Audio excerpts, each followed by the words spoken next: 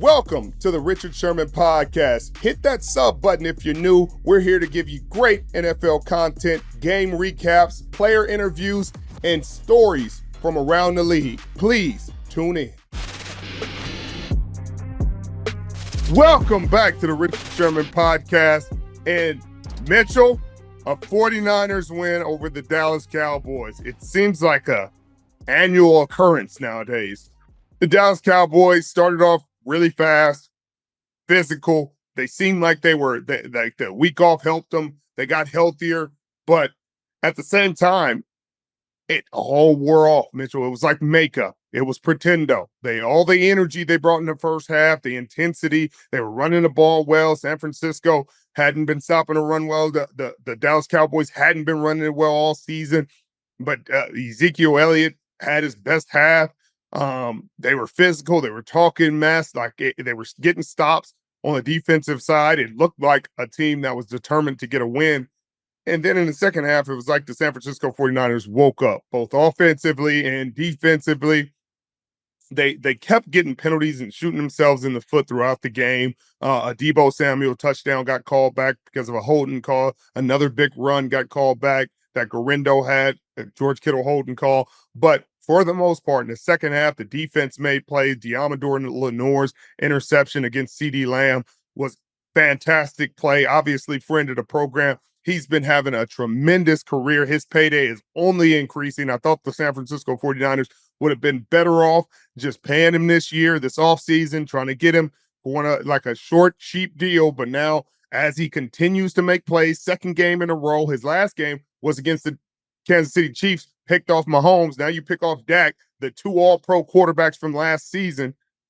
Oh, I guess Lamar was all-pro. But, I mean, you talk about you picking off – anytime you pick off Pat Mahomes is going to be a big deal. But you pick off Dak, his second or third multi-interception game. The second half was just filled with big plays. But there were a few hiccups a few head scratchers. They were in man-to-man coverage. Jair Brown, who had a fantastic game and a fantastic interception early in the game, was running with the motion, running with the receiver, or running with Ferguson, and then comes downhill trying to cover Ferguson man-to-man, is trying to get closer to him at the snap of the ball, and he runs into Renardo Green and picks him off and leaves CeeDee Lamb wide open. Now, we know that anytime there's a situation where the guy's in motion, you give the corner the right of way. He got the harder job. Your guy's probably running a flat, something low, something slow. You know what I mean? This is a tight end. It's not that hard of a cover. It's not that athletic of a guy. You got a corner who's guarding their best player, and you pick him off. You know, corner always has the right of way in that situation. I'm sure that Nick is going to coach that up, and they're going to get that corrected. But I thought it was a fantastic game from Diamador. Nicholas John Bosa made numerous plays throughout the game, put pressure on him. He caused the first interception, putting pressure on Dak Prescott. The rest of the defensive line made life hell for Dak Prescott throughout this game. And offensively, Gorindo looked really good. There were times that he was gashing the Dallas Cowboys. They were finding lanes, and he's that speed back that Kyle Shanahan usually has.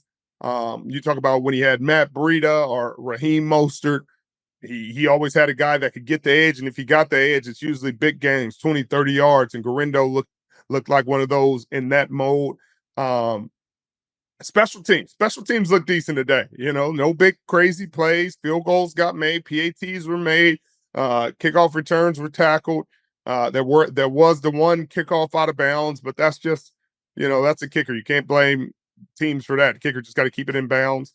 But I thought overall this is a really good bounce back game for the San Francisco 49ers. They're getting a lot of good news. You hear that Christian McCaffrey potentially coming back after the bye week to play against the Tampa Bay Buccaneers. That will be an incredible boost for this team, in terms of just the morale of the team, and then everything that Christian brings to this offense in terms of his third down prowess.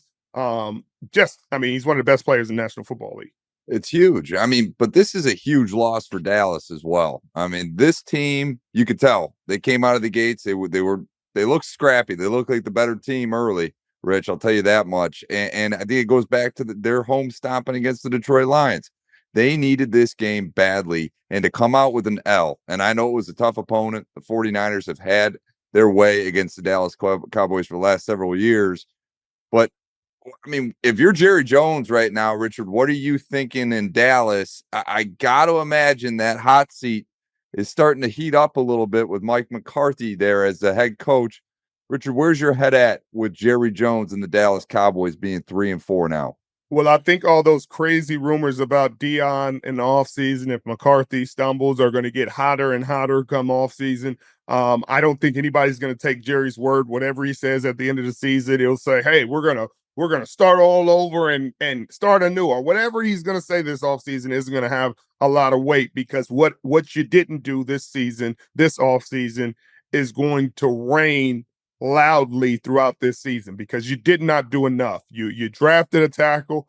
Doesn't seem like they answered. The offensive line is the worst it's been in years. Aging superstars on the offensive line, CeeDee Lamb and Dak, just don't look like they have the same rapport, same connection they did this game. 13 catches for 149 yards for CD, but it's just throughout this season, it hasn't looked the same as it did last season. CD was dominating. I mean, he and Dak just looked like they had an incredible connection. Every time they needed a third down, you knew where he was going, and CD Lamb was getting open, making huge plays, huge gains, and it just hasn't been that way. Dak is turning the ball over. He's amongst the league leaders and interceptions this year. I mean, right next to Patrick Mahomes and Jordan Love. And I mean, it doesn't sound like a bad list to be a part of, but they're leading the league in interceptions. So, those teams are still winning. But on top of that, the NFC East has turned into a much different race than they thought it would be, than I thought it would be, and I think a lot of other people thought it would be. I mean, it's led right now by the Washington Commanders, who the Dallas Cowboys have in a few weeks, and then the Philadelphia Eagles. So they have a few division games coming up, and then they got to play the Atlanta Falcons, who actually match up pretty well against the Dallas Cowboys. And so they have a slate, a really tough slate coming up that may put them out of playoff contention, because again, that seventh wild card spot is going to be difficult to come by this year. A lot of teams playing a lot of good football, especially in that NFC North, as you very well know. Of course. Your Detroit Lions, the Green Bay Packers are playing good, and Minnesota Vikings have been playing good, albeit they lost the last few games. Um, I don't know, but congratulations to George Kittle on National Tight End Day, 128 yards and a TD. I thought they would call PI on that. They called it. They talked about it. They waved the flag off, saying the defender's hand was on. As a defender, anytime it's offensive PI, even if it's against the team, something in my heart says that was the right deal. And this is the one time I'm just going to let that one slide, because I wanted George to get his touchdown on National Tight Ends Day. Brock Purdy had another really good game, a bounce back game. He was 18 of 26, 260 yards, 1 TD, no interceptions.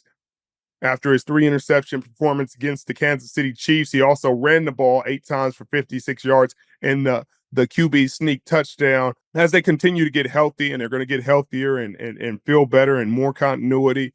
There was a cool play. Ricky Purcell got a reverse, got 39 yards on it. The crowd went wild just to see his story and what he's had to overcome. Obviously, the gunshot wound and that scary situation was something that I think really shocked the team and took everybody by surprise. And everybody's grateful and thankful that he's out there. But it was cool to see him get his hands on the football, catch a few passes, run a few balls, and really just be involved in the game. I think this team is ready to bounce back. And the NFC West is tied. I mean, I think everybody's 4-4 except the Rams, and that's because the Rams haven't played 8 games yet. They're 3-4, but everybody's tied at the top of the NFC West. It's going to come down the stretch, and that's what the NFL loves. There's a lot of division games down the stretch. They make sure it's that way. I'm sure San Francisco and Seattle is going to end the season in San Francisco. They've already played in Seattle. The Arizona Cardinals got a big win today against the Miami Dolphins. Marvin Harrison had a really good game. They just battled. Tua Tagovailoa returned. He was pushing the ball down the field. Tyreek Hill looked good. The offense looked solid, but they just couldn't overcome Kyler Murray and that defense. And I'm excited to see how this happens. I mean, this NFC West hasn't been this crazy and this chaotic and this tied up this late in the season in a while. It is going to be a tight conference or division. There's no question about that. Richard, you're going to have to switch your hats here. We're going to talk about something that you probably don't like just as much as your 49ers victory, and that's the Seattle Seahawks loss. The roller coaster of an NFL season is moving right along, and it promises to be a month full of tricks, treats, and of course, touchdowns. And DraftKings Sportsbook, an official sports betting partner of the NFL, is the #1 place to bet touchdowns. Running it in from the one or on an 80-yard bomb, we don't care how they score touchdowns. We just want to bet on them. DraftKings heard us, and they are delivering. Ready to place your first bet? Try betting on something simple, like a player to score a touchdown. Go to the DraftKings Sportsbook app and make your pick. Here's a reason for new customers to do a touchdown dance of their own. Bet just $5 to get $200 in bonus bets instantly. Score big with DraftKings Sportsbook, the #1 place to bet touchdowns. Download the DraftKings Sportsbook app now and use code RICHARD. That's code RICHARD for new customers to get $200 in bonus bets when you bet just $5. Only on DraftKings. The crown is yours. Thursday Night Football is on, and it's only on Prime Video. It's the best season yet, packed with big rivalries and even bigger stars. Join Al Michaels, Kirk Herbstreit, and Kaylee Hartung every week for the games you can't miss. Coverage begins at 7 p.m. Eastern with football's best party, TNF Tonight. Not a Prime member? Not a problem. Simply sign up for a 30-day free trial, and you can cancel at any time. It's Thursday Night Football, and it's on Prime Video. Restrictions apply. See Amazon.com/Amazon Prime for details. Another week, Mitchell. Another set of really unpredictable games. The Baltimore Ravens lose to the 1-6 Browns. Jameis Winston at the helm. What's going on there? The Seattle Seahawks are blown out at home. The one win New England Patriots beat the Jets. Oh my God, the culture that Woody Johnson was trying to set by firing Robert Saleh, it just did exactly what you expected it to do, Mitchell. It was terrible. It was a terrible decision then. It's a terrible decision now. It looks even worse right now. You called it, man. I mean, you called it. Let's start. Let's start in Seattle, though, Richard, because I know this one is close to home for you, and this is a game that Seattle needed. I mean, frankly, they were 4-3 heading into this game. This was a true home test for them against an AFC Super Bowl contender in the Buffalo Bills, and they get it taken to them on their home turf in front of the 12s. Richard, did you see this coming? Are you surprised by this outcome at all? I'm really surprised by it, Mitchell. I couldn't have saw this coming, especially after an Atlanta game. It looked like they got some things figured out, stopping the run game, some turnovers, some sacks from the D-line. Offensively, they were moving the ball down the field. Geno Smith looked really good at times. The offensive line was protecting him a little better. So you thought, hey, they're starting to turn the corner. But, of course, you lose DK Metcalf in that game. And going into this game, you see the different things that happen when you don't have him in the lineup. The defense is willing to play man-to-man coverage a lot of the game. They put a lot of pressure on Geno. But when they did have success, when the Seattle Seahawks did move the ball down the field, just too many mistakes. They moved the ball down the field, then Connor Williams snaps the ball over Geno Smith's head, and that play I just totally didn't understand. This is the pros. This isn't Pop Warner. This isn't college football where you're like, hey, this is your job. And for it to be such a terrible snap in that situation, it just doomed that drive. Kenneth Walker picks it up, tries to get a few yards, tries to get, whatever he could, but he could have took points off the board. There's 3 points there. Then they get a huge interception. It was the first interception for Josh Allen this season. You think, oh my God, here come the Seattle Seahawks. Here comes that defense making plays. They Mike McDonald, whatever he's bringing, these guys. Josh Joby makes a huge play, the first interception of his career. And the Seahawks are in striking range and get stopped at the goal line, a 4th down stop. Geno Smith takes the snap. Again, Connor Williams steps on his foot. He goes down. Just bonehead plays that you just can't have in that situation. And it devastates your momentum and everything. Buffalo turns around, drives the ball down the field, scores a touchdown right before the half. A terrible penalty by Derek Hall, who's been having a really good season. On what would have ended up being a 3rd and long situation. He hits Josh Allen maybe 2 seconds after he throws the ball, or 1.5 seconds, just unnecessary. Then him and Jaron Reed get into it on the sideline. And I've been in heated situations on the sideline, Mitchell, but we were a much better team, and it was a much different situation. You get heated like that. There can things like that can happen, but when you're the guy who had the penalty, obviously Derek Hall is embarrassed. Jaron Reed is one of the leaders on that team. He's trying to say, hey, bro, come on. That's an unnecessary play. But when you're triggered in that moment, both people are really charged up. They're hot and heavy, and cooler hits have to prevail in that situation. They didn't. But it was just a microcosm of the dysfunction that was shown in that game. And it was really unfortunate because they played such a great game in Atlanta on the road. They did. Early game. They showed all the things they could be, Geno, how good he could be, that defense, how disruptive they could be. DK Metcalf, obviously, Kenneth Walker III. He had 9 carries for 12 yards, Mitchell. I don't think I've ever seen him put out such an anemic performance on the ground. That's just it. And I was going to say that. Is it just me, or does this Seattle Seahawks team go as Kenneth Walker goes? It seems like when he's in a game like today, there's no run game. This team's borderline unwatchable. I mean, Buffalo walked it up and down on him all day today. Josh Allen, these Bills, I mean, this team looks like a team that can truly compete in the AFC. I know their kryptonite is Patty Mahomes and the Chiefs, but when you go on the road against Seattle, who is leading the NFC West in a very tight division race right now, Richard, this division is wide open. It's for the picking. And next week, they're going to have to go and play the Rams, who are now getting healthy. I mean, that's not a win guaranteed for them.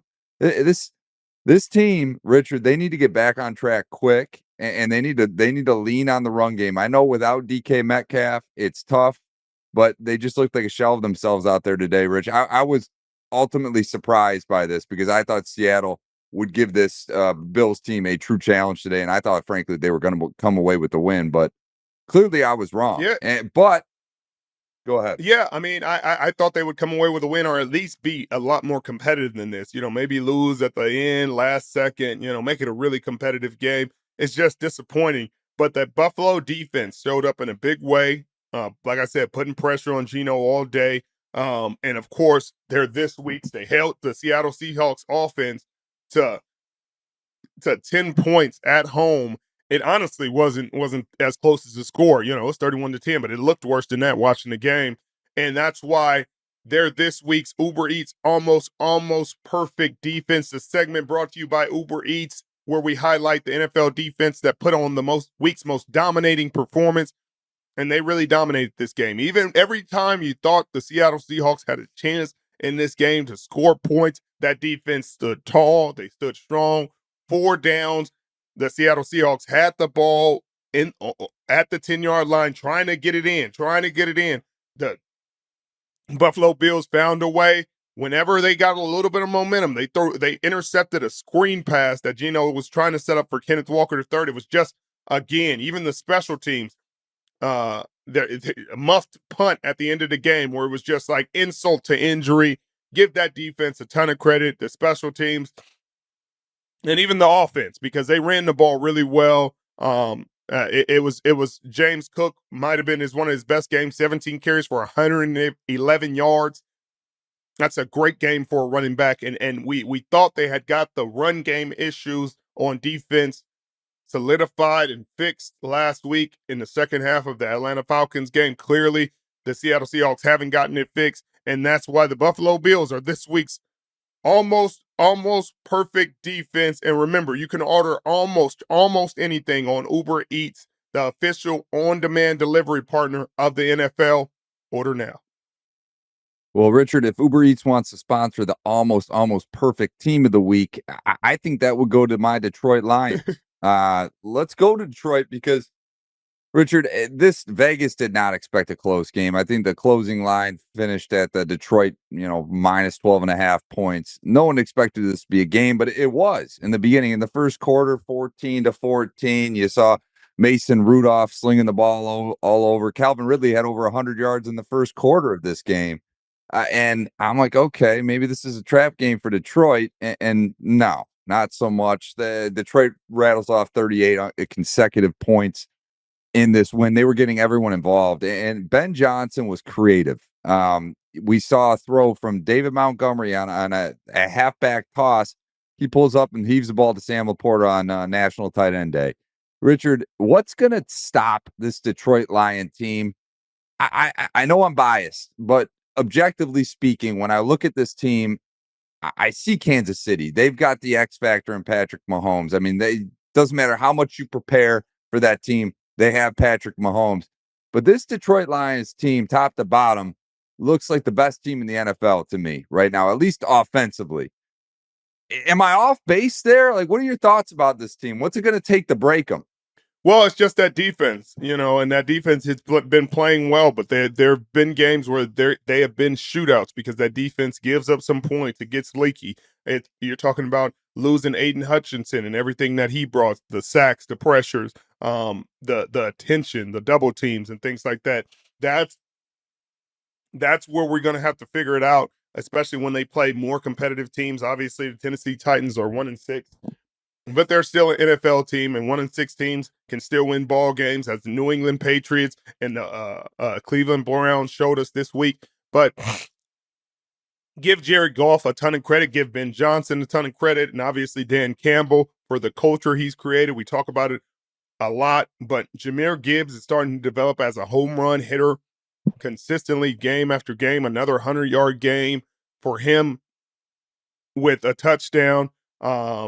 You look at Sam Laporta getting involved on National Tight End Day. You talked about the touchdown. Jared Goff threw for 85 yards, but he's still efficient, 12 of 15, 3 touchdown passes, and they just did not need a lot from him today. They made plays on defense. They had multiple interceptions. Kirby Joseph had an interception, and when they play like this, it's going to be really tough. They're going to be a tough team to beat, but they've had 5 straight wins. They play another tough divisional game, and if we know anything about the NFL, divisional games are totally different than anything else. People don't understand it, but then you got to watch games like the Patriots versus the Jets today. Divisional games are different. You look at the Cleveland Browns versus the Baltimore Ravens. Baltimore looked like world beaters, 5-2, just running shop over everybody.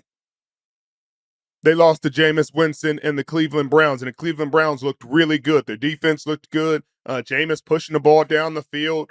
They trade away Amari Cooper and somehow look better than they did with Amari Cooper. They lose their $50 million quarterback and somehow start to be more productive on offense. And so that's how unpredictable the NFL is this year.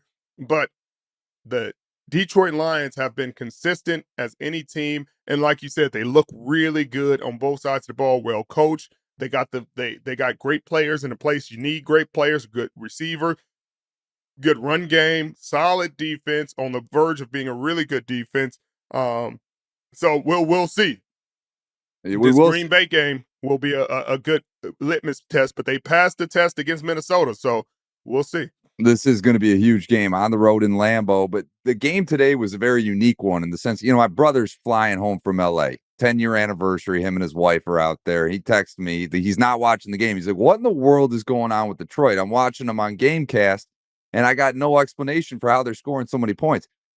In the third quarter, Richard, Jared Goff had 28 passing yards total throughout the entire game in the third quarter. The Detroit Lions have 42 points on the board. I don't know how in the world that's happened, but I mean, Detroit was starting in Tennessee's 25, 30-yard line every time. They had over 200 return yards. This was a special team game. Khalif Raymond going off. But Jared Goff, I mean, this guy is firmly in the MVP conversation.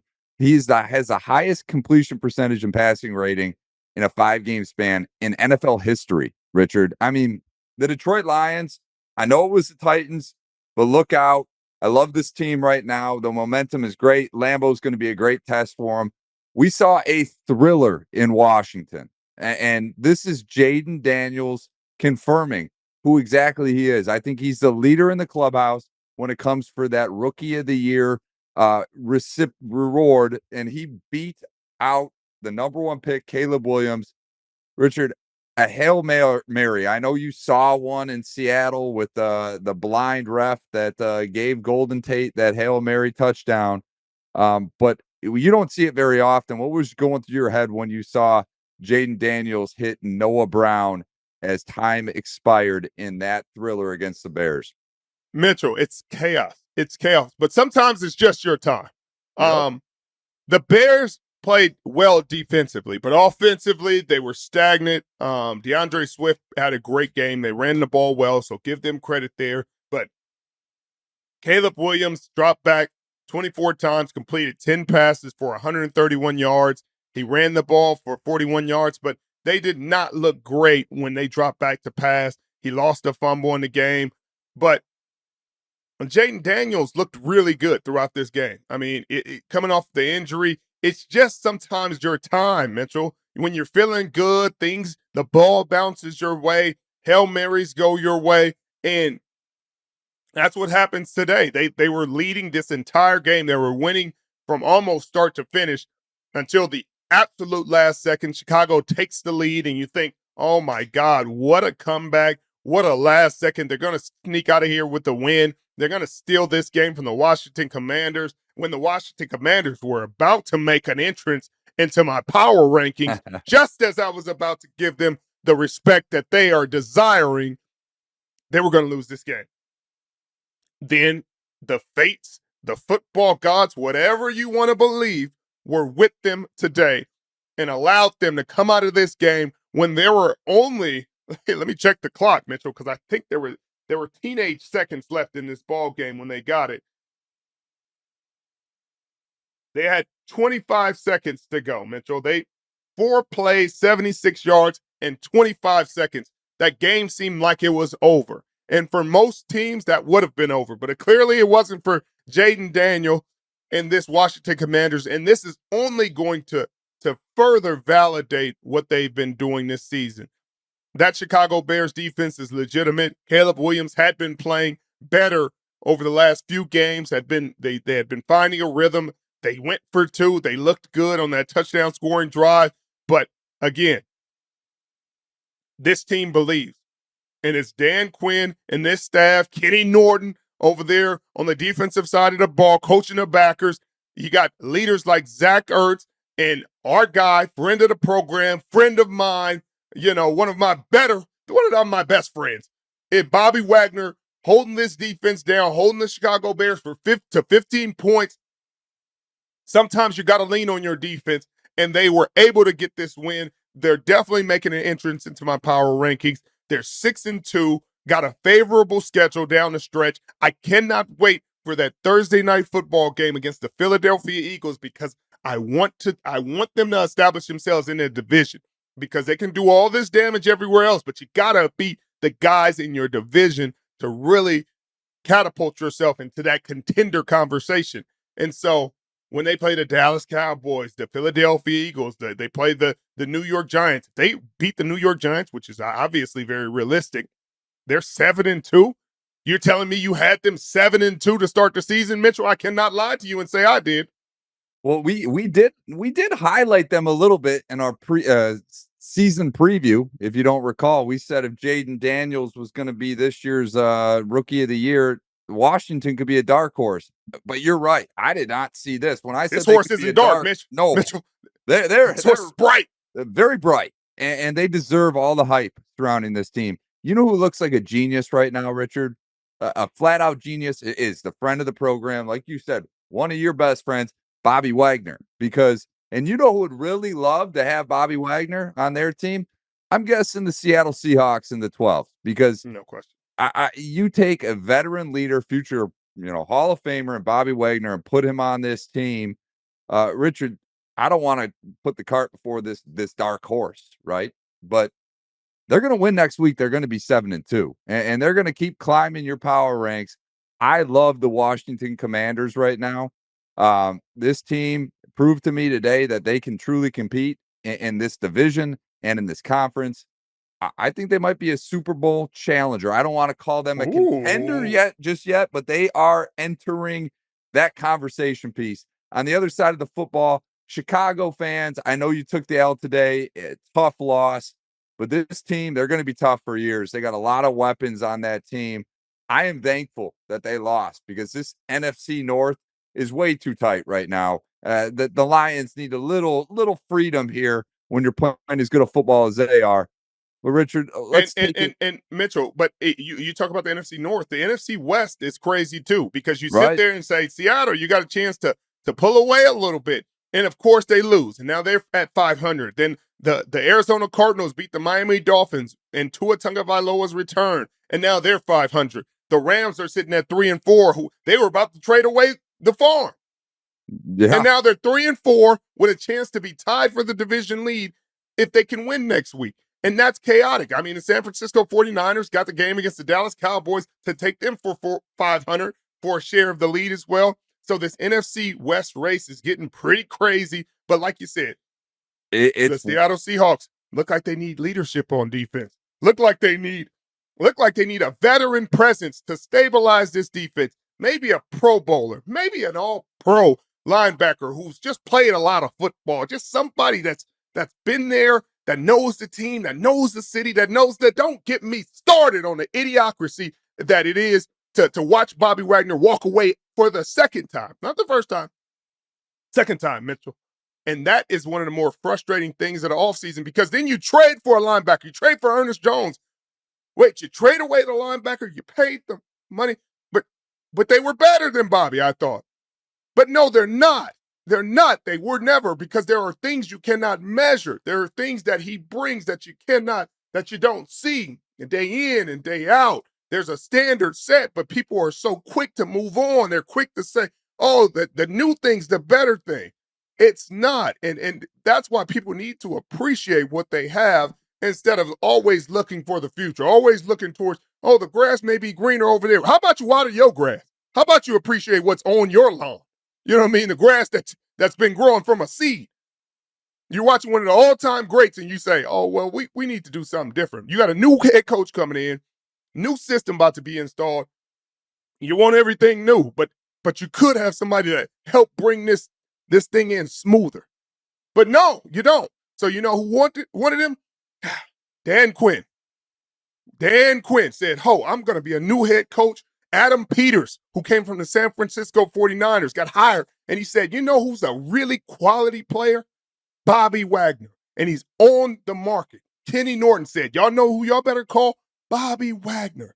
And they called him, and he's helping to elevate this Washington Commanders team and help bring this new regime in and establish a culture over there instead of in Seattle, where he would have loved to do that. Love to be doing the same thing he's doing in Washington, in Seattle, but they did not want him. And that's a whole story for a different day, but that's my rant and my TED Talk for today, Mitchell. I love it. I mean, you're spot on. And I could go down a rabbit hole with you here, Richard. I don't know how far we want to take this, but I just feel like John Schneider botched the snap with this transition from the Legion of Boom and your core defense. And obviously you guys all moving on, people retiring, and the last guy of that defense was Bobby Wagner. I think you keep him around as long as humanly possible to help this team in this transition, especially with the new coach. And they just did not do that. So we shall see. The season they are still firmly in the mix of this division. Seattle's just got to get better. If you're like me, then winding down and getting quality sleep can be tough. That's where No Days Wasted comes in. Their product, Sleep Assist, is the perfect way to get a deep, restful sleep without the grogginess. Sleep Assist is a melatonin-free, magnesium-based supplement designed to help you relax, reduce stress, and ease into sleep. It's packed with Mactine, which is clinically proven to help with relaxation, stress relief, and even support brain health. It's designed to help you ease into sleep and stay asleep, so you wake up feeling rested, not drowsy. It also contains apigenin and L-theanine, which work together to calm your nerves and even cuts the half-life of caffeine. So if you're like me and you love your coffee, coffee? This is huge to make sure you can still wind down at the end of the day. Sleep Assist uses the same blend recommended by top Stanford neuroscientists. The best part? Sleep Assist is non-habit forming, so you can take it regularly without having to worry about dependency. You take just 2 to 4 capsules 30 to 60 minutes before bedtime, and it helps your body relax naturally. So whether you're winding down after a game or just trying to sleep through the night, Sleep Assist has you covered. Visit nodayswasted.com/Richard and use the promo code Richard for 20% off your first order. You can also find them on Amazon.com and Walmart.com. With a money-back guarantee, it's risk-free. That's nodayswasted.com/Richard for 20% off your first order. Speaking of a team that is kind of confusing me at the moment, vexing of sorts, that needs to get a little bit better as well, is this Baltimore Ravens team. Because entering this week, this is a win. They're playing the Cleveland Browns, 1-6. Deshaun Watson's out for the season. They're going against famous Jameis Winston. What is it with Baltimore, Rich? Because this team looks so darn dominant, yet they have 2 losses to the Raiders and now the Browns. I don't know what I'm watching. Did they just not show up? Did they not practice well? Did they not get up for these lousy games? Because you could put them against the Niners. You could put them against the Lions last year. You put them against all these top teams, and they dominate. But when it comes to these lousy teams, they just can't seem to get it done. What's the deal with Baltimore? I don't know, Mitchell. I don't know. What I do know is that they don't play well always against the AFC. The NFC, for some reason, Lamar Jackson dominates. I think he's only lost twice or something against NFC teams. It's an insane record. But against AFC teams, he's pretty normal.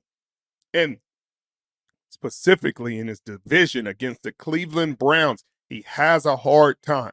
Regardless of who's at quarterback for the Cleveland Browns, regardless of what they're doing offensively, Lamar Jackson has a much harder time versus them than any other team, just about. I mean, I've just seen him struggle a lot against the Cleveland Browns. And Derrick Henry has been so dominant, but he did not look as dominant as he has. The lanes didn't look as big as they had been. And that's, again, divisional games. When you're in your division, throw the records away. Throw all that away. I don't know why. Maybe it's the familiarity between the players, the schemes, et cetera, but when you're in a divisional game, it's tough. It's going to be a dogfight. Now, Baltimore still had chances to win.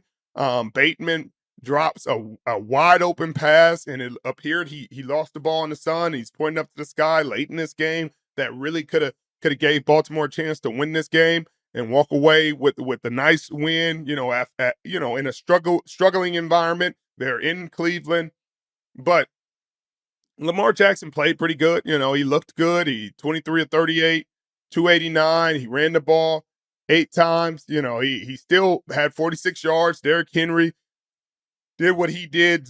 Zay Flowers had 7 catches for 115. Kyle Hamilton had a sack and should have had an interception that probably would have sealed this game for him.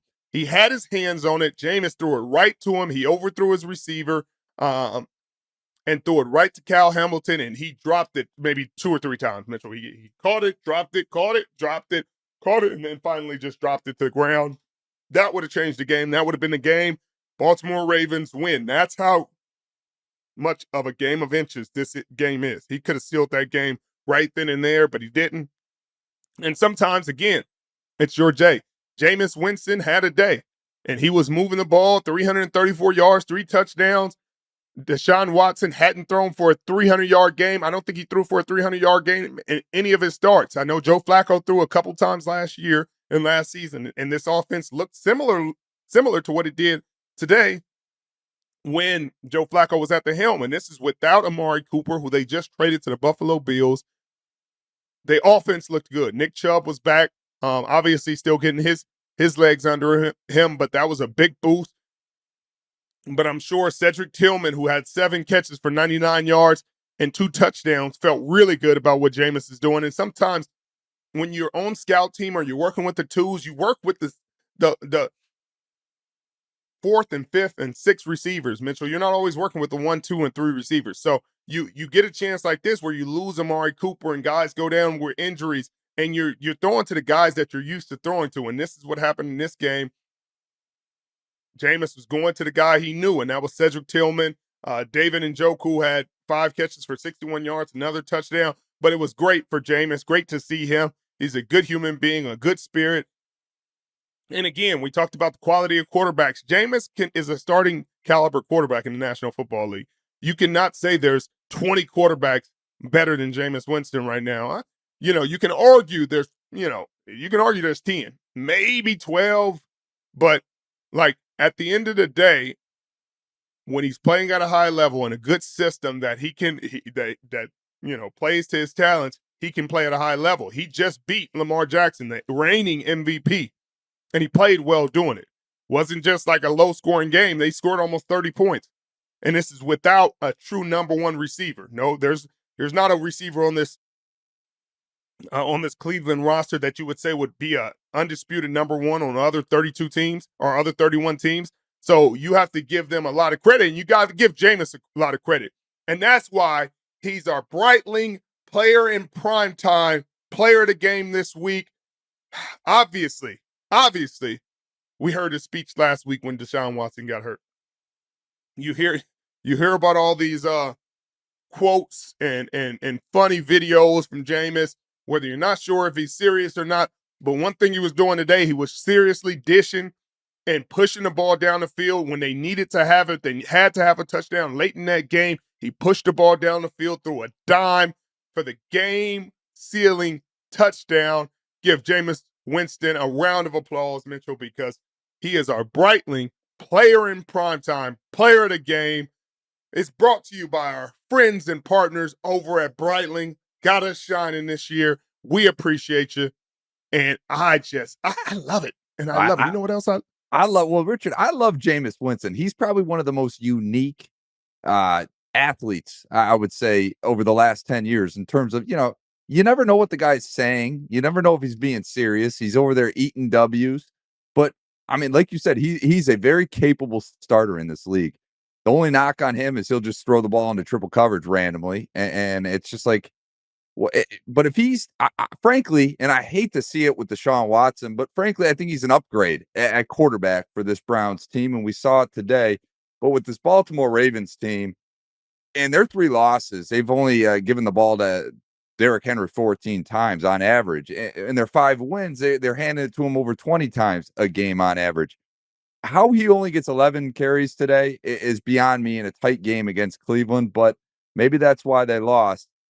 Richard, another close game down in Jacksonville. I did not like the outcome of this game because I was hoping the Green Bay Packers would lose, but they came back late. Jordan Love goes down, gets injured, and Malik Willis comes in and delivers a great ball to Jayden Reed and brings the Packers back to a win.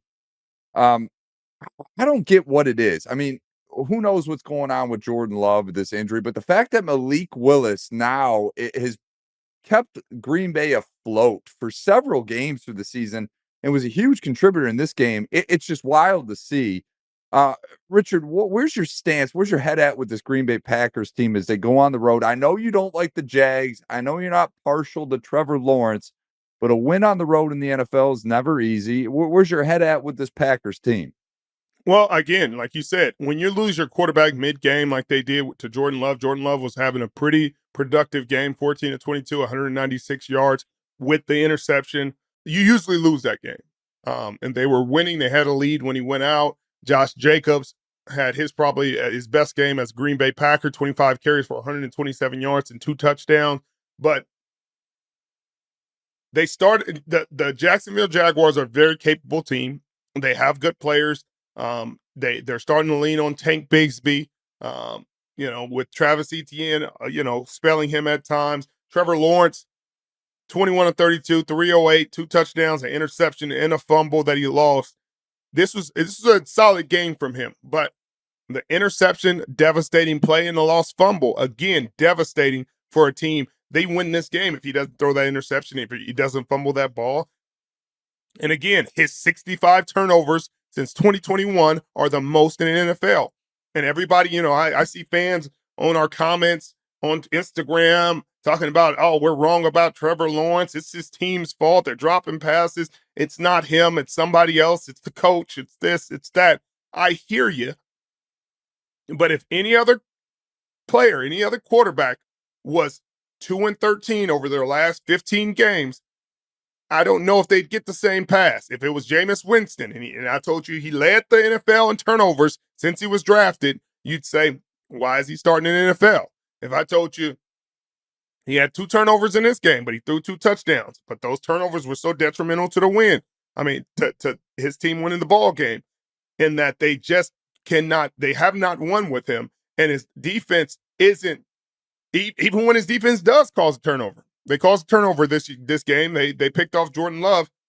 They're still not able to win those games, but I think you give a lot of credit to LaFleur and the staff of the Green Bay Packers. Obviously, they got my guy Robert Saleh over there, so they got a friend. They already had my guy Jeff Hafley calling the defense over there. They continue to do well. That defense caused 2 turnovers it took the ball away from Trevor Lawrence twice in this game. Critical. They continue to lead the league in turnovers. They're very opportunistic, and that's what you got to worry about, Mitchell, when facing this Green Bay Packers team, and your Detroit Lions play them next week in Lambeau. That's what they've been doing at a really high level this year, is turning the ball over, just like the Dallas Cowboys had the last couple of years. They're forcing turnovers. They're opportunistic. Our guy Xavier McKinney gets him another one, already leading the league in interceptions, gets his 6th interception of the season, and takes it from Trevor Lawrence. But this Green Bay Packers team looks good, Mitchell. They look really solid. They look really complete. Obviously, there's some weaknesses. We saw, exposed versus the Minnesota Vikings. We've seen them. But when your backup quarterback comes in and plays as well as Malik Willis did, that goes to coaching. That goes to development. And they're doing a great job developing these players and even their receiving core. You really never know who's going to show up and have a great game, because they're doing a great job spreading the love, whether it's Jayden Reed, whether it's Romeo Dobbs, whether it's Christian Watson. It's going to be somebody, and they're going to go off, and nobody's going to be upset. Nobody's going to be frustrated. Obviously, Romeo Dobbs had that moment where I think he missed practice. There was some frustration growing. He turns around and has a 2-touchdown game. As soon as he gets back, everybody hugs him, and you can see the culture that they've built over there that really embraces one another. There's love, and there's respect, and there's trust and belief in one another, and belief in what they're doing. So they deserve a lot of credit, and they're going to be a tough team down the stretch. They're going to be a playoff team this season for sure. No question. And they look like an egoless football team. I mean, they've so many options offensively. You never really even know who the number one receiver is and who the number one offensive weapon is. They just have so many guys. Tucker Kraft has elevated himself in his 2nd year this year. He's looking like he's going to be a great pro going forward as a tight end. But Richard, I want to talk to you a little bit about the Jets. You touched on it briefly earlier. They go out, they fire Robert Saleh. They think that's going to be the solve. Now they're 0-3 without him. Then they say, hey, all right, we're still losing. We got to go get Aaron Rodgers' guy because he can't hit Mike Williams over the middle. So we're going to trade for Devontae Adams. That doesn't work either. Now they're 2-6. They lose to the Patriots. What's the latest excuse with this team? This just doesn't look like it's going to end well with the Jets this season. No, it's not going to end well. You know what's not going to end well? Because you took out their leader 5 games into the season. It doesn't always start how you want it to. And then we talked about all the teams that don't start well. The Cincinnati Bengals have not started well historically. I mean, it's almost like what you expect from them. You all expect to run midseason from them. The San Francisco 49ers have had seasons where they started off 3-4 and 2-4, and then going on to the NFC Championship games and lost or won or made it to Super Bowls, et cetera, et cetera. But Woody Johnson made a knee-jerk decision, which injected chaos into a team. And again, I cannot stress and I cannot emphasize enough how dysfunctional it is in an environment becomes when you take the head coach out of the equation. You all of a sudden change the roles, change the responsibilities of so many people in the building without enough time for them to fully digest and fully embrace or brace themselves for those positions. Brick is a good DC. His defense has been really good, but that's what he was prepared to do this year. He's prepared to call the defense. He had a routine, a regimen. He knows when he's getting his film, he's breaking it down. He knows the things he has to worry about, the things he's responsible for, the things he doesn't need to think about and worry about on game day. And then 5 games into the season, you turn his world upside down. Now you put more on his plate. You put more decisions, more things to think about, more conversations. And it's tough. It's tough on anybody. And he didn't deserve to be put in such a tough position where a team and a defense is already kind of reeling, and you're almost kicking them while they're down. You're almost poisoning your own drink. You're poisoning your own well water. You're poisoning your own citizens. In a way, Metro, when you start to do things like Woody Johnson did. If he would have left Robert Saleh, maybe they still lose 3 games, but they would have a better chance to win. They would have more stability. They would have more consistency. Like you make it harder for a defensive coordinator to prepare each week when he has head coaching duties. But I put this on Woody Johnson. Obviously, Aaron hasn't played as well as he would want to play. The defense has been playing a lot worse over the last few games. You expect them to win this game against the New England Patriots, but there's no guarantees in this league. And again, this is the divisional game that it's always going to be a dogfight. They just couldn't get it done defensively, and offensively, they just can't find themselves. They can't find their identity.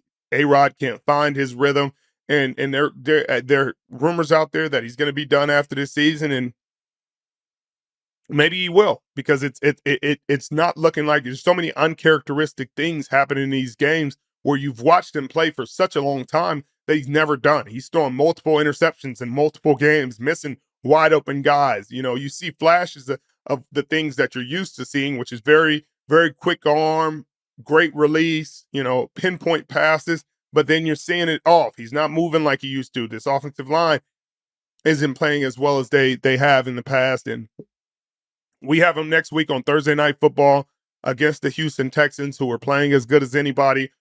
And I'm just not sure. Maybe they can pull that one off. Maybe they find magic and they can capture lightning in a bottle. They have the playmakers on offense to be able to strike quick and really get up to speed quickly. But it just seems like maybe the decision Woody Johnson made was the straw that broke the camel's back in terms of this culture, and it's toxic. Yeah, it certainly looks that way. But like you said, we'll see on Thursday Night Football. That's a huge game for them. They need to right this ship quick. Another loss, it's going to be very tough to turn this season around. Richard, let's go to the Bengals. Cincinnati, the Bengals 3-4 entering this week, an opportunity to get back to 500. You have the Eagles coming into town. The Eagles are finally getting healthy. Vegas liked the Bengals in this game. They were favored going in, and early on, it looked like the Bengals had a really good opportunity to win this game, and then the Eagles just take over and never look back. What's the deal with the Cincinnati Bengals? At 3-5, are they done? I don't know if they're done, because they're always in this position, and every time you write them off, they win some games, and they find a way. But they don't look good. They don't look good defensively. Obviously, Jamar Chase and T. Higgins and Joe Burrow are going to look good. They're good players. They're high-level players, but it's just not enough right now. And it's not enough in a really competitive division where the Pittsburgh Steelers right now have only lost 2 games, and they looked really good. They're at the top of the division now, especially with Baltimore losing this week. They're now 5-3. I just don't see a world where they're going to be able to come back. And if the Browns look as good as they did today with Jameis Winston at the helm, they might steal a few wins and give the Cincinnati Bengals a much tougher game later in the season. I don't know. I don't. The Eagles looked good today, but it's such an unpredictable league. I don't count the Bengals out just because of their history and what they've been able to do down the stretch, but it's not looking great for them. The Eagles look pretty good. Saquon has been a godsend for this organization and really steadied the ship a lot of these games. I think he's going to, make an all-pro team this year, Pro Bowl team, especially with Christian McCaffrey down and him shining the way he has for the Eagles. But I don't know. I don't know if I have the Eagles beating the Commanders in this division quite yet. I need more consistency from them. But like you said, they're getting healthier, and that's good for them. I'm with you as well. I like the Commanders in this division, but the Eagles, with only 2 losses on the season and getting healthy right now, anything could happen. The Chiefs go to 7-0. They beat the Raiders. No one's surprised by that. Mahomes finally throws his first 2 TDs in October. Kareem Hunt, his 4th touchdown since being back with the team. I mean, the Chiefs are 7-0. I know we talked about it last week. The likelihood of them running the table and going undefeated is slim. And you said you probably want a loss on the record so that you don't have to go in to the playoffs undefeated. But what is it really going to take to knock this Chiefs team off track? Because it just doesn't seem like it matters who they play. They always rise to the occasion. How are you approaching this Chiefs team, Richard? You're going to have to find a way to score points on this defense. Their offense has struggled at times. They've been able to take the ball away from Patrick Mahomes at times. But Kareem Hunt looks really good. That run game is really strong. The interior of their offensive line is as good as there is in National Football League. So you're going to have to be able to match that. You're going to have to be able to put some D linemen down there who can really compete with them. The interior offensive line, you're going to have to be able to cover their receivers. They just got DeAndre Hopkins and still working him into the fold. Travis Kelce looked a lot better in this game. 10 catches for 90 yards and a touchdown. That should be alarming for a lot of people because if he gets in rhythm and they get hot again with him, especially with all the injuries they've had and the guys out, they're going to be hard to beat again. And as long as he's in there and Patrick Mahomes is in there, they're going to be a tough out. But defensively, again, they're a defensive team now with a great quarterback, an all-time quarterback. But Spags is calling unbelievable games, giving a lot of people a lot of tough outs. You saw how they played against the San Francisco 49ers, forced 3 turnovers, 3 interceptions from Brock Purdy. And they just continue to impact these games in a huge way. Chris Jones and that defensive line, George Karlaftis, Bolton and those boys on the second level continue to impact them. But you're going to have to score points. They're going to have to score points in bunches, and you're going to have to turn the ball over, and you're going to have to stop the run in order to beat this team, and nobody has done that. That's why they're 7-0. They're going to be a tough out. And then finally, we look at the Texans. They take out the Colts. This game was a lot closer than a lot of folks thought it would be. You talked about Saquon Barkley and how important he was to the Eagles. I think an argument can be made that Joe Mixon is having that same effect with this Houston Texans team. I mean, he's having an amazing year. It's 100+ yards in 4 of the last 5 games for him. But I think the story of this game is Anthony Richardson. You were talking about it. We were texting during the game, and you said he's a flat-out liability. At what point are the Colts going to make the change at quarterback and go with our guy, Joe Flacco? Because it certainly looks like if they want to win, they got to put Flacco in. Your thoughts on that, Rich?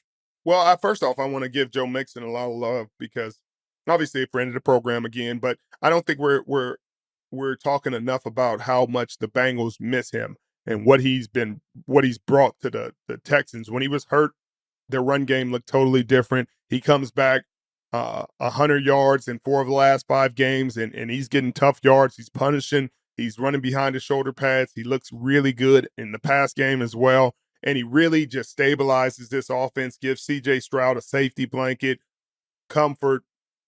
And even when he's struggling a little bit or he's off a little bit, he can just turn around, hand it off to Joe Mixon 25+ times. There are very few backs in the National Football League that can still consistently carry the ball 25 times, 20+ times over any amount of games. And so you got to give Joe Mixon a tip of the cap because he's been able to do that. But Anthony Richardson has not been good.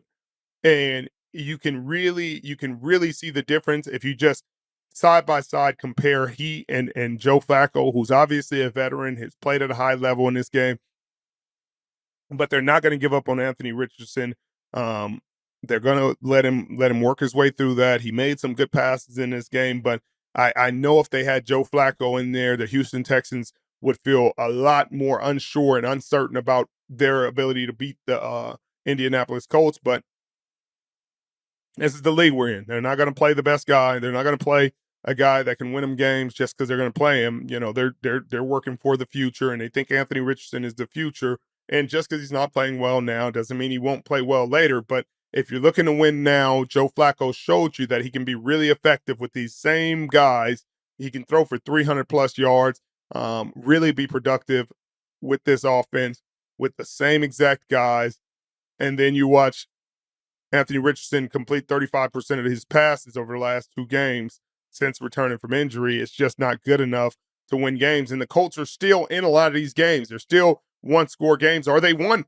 They won. They beat the Miami Dolphins with him not playing really good on offense. And they had a chance to beat the Houston Texans with him struggling as much as he did. I think he was 5 of 19 at one point in this game. So you would think, hey, if you just made a little bit of a change, but these are some of the decisions they make. I remember watching Ryan Fitzpatrick play really good football with the Miami Dolphins. Maybe this was Flores' second year. Yep. This was Tua Tagovailoa's first year. And then all of a sudden they made a change at quarterback, and Tua was not ready. It was clear that either he wasn't ready or this offense just didn't fit his skill set. And then they let him struggle all game for, under 100 yards, throwing under 100 yards, and then bring Fitz in like the last 2 drives of the game and say, try to win us the game. And it's just like at some point or another, like somebody has to look at these GMs and decision makers and say, hey, maybe they need to switch these guys out. Maybe we need to put some other people in these positions because it really just doesn't make sense. I understand you're trying to say, hey, we're going to develop him, and you can only develop through live reps, but if you're a player in that locker room, you have to be looking like, man, we just saw what Joe Flacco could do. You saw Josh Downs with Joe Flacco and how incredibly effective he was. You saw Pittman with Joe Flacco and how effective he was. You just saw the offense putting up points. Just the scheme works. Everything works. And then you put Anthony Richardson in there and you're still in games, but it's just because you got a really good team. You got a defense that makes plays, that puts enough pressure, that a special teams that's disciplined, doesn't give up big plays, but you're not getting enough offensively. You're not getting as much offensively as you could with Joe Flacco, and that has to be frustrating for the players that have been there for both quarterbacks. There's no question. And unlike Tua Tagovailoa, Anthony Richardson, I think a lot of folks, and I'm no NFL scout, Richard, but he had completion percentage issues at Florida. The volume was just not there. I mean, this 10-32, that was something that I think Florida Gator fans were used to seeing when he was at Florida. So I think a lot of folks were surprised to see him go as high as he did in the draft in the first place. So maybe this isn't his fault, Rich. Maybe this is folks that are, overanalyzing his game because he's an incredible athlete, can throw the ball 80 yards, but he's not accurate. He's not like Tua. Tua was a gunslinger in Alabama, led the team to national championships. So I know you were upset back then, but I would put Joe Flacco in, give this Colts team an opportunity to win week in, week out, and develop Anthony Richardson a little bit more behind a proven veteran. But we'll see. That's part of development. Like, watch how Joe Flacco does it. Watch how he prepares. Watch how he throws it. I ask him questions. See how he's getting through games, how he talks, how he watches film on the sideline during games.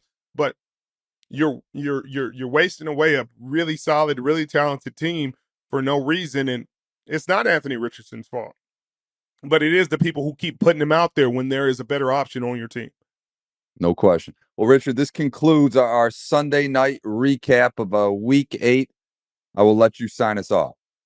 Well, thank you guys so much for joining us. We really appreciate it. I know, whether your team won or they lost, there's always hope next week. We're seeing that 2 1-5 teams got wins this week, or 1-6 teams got wins this week, and your season can turn around in an instant. Thank you guys for supporting the podcast, for being here. We appreciate every single one of you. You could be anywhere in the world, but you're here with us, and we appreciate that. Hit that sub button if you're new. See you next time.